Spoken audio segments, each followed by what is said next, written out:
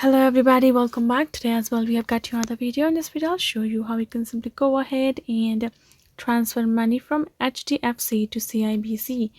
But before that, please do make sure to like our video, subscribe our channel, and without any further delay we will simply go ahead and step into our video. So for that matter, the very first thing that you have to do is simply gonna go ahead first access your HDFC banking. Once you have done so, you're going to find this kind of interface, and here in this option including accounts and fund transfer, bill pay, and etc. Since we would like to transfer our fund, we're going to tap on this funds transfer.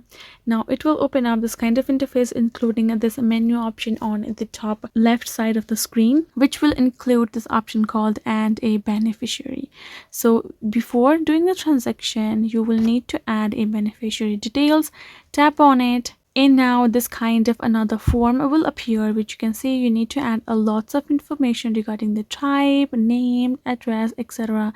All these informations are needed for you to do so. Once you have added all of the information correctly, you will be able to tap on this continue below to confirm it. Then afterwards, again you're gonna go back to the same homepage of your HDFC bank, and then you're gonna find this option called Remit Now, just bottom here in the bottom section. Once you have tapped on this Remit Now, you will be able to access this option of a third-party fund transfer for an outward remittance, which you need to complete the 3 steps. Simply enter the address, confirm transaction, and acknowledgement.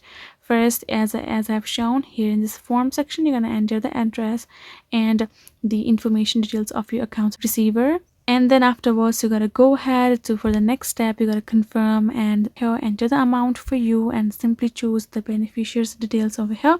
Once you have chosen, you're gonna tap on this I have read and accept all the terms and conditions below, and I confirm the resident individual, yes or no accordingly, and then you will be able to confirm the transfer for that person, just likewise over here. So that is the simply way for you to do so.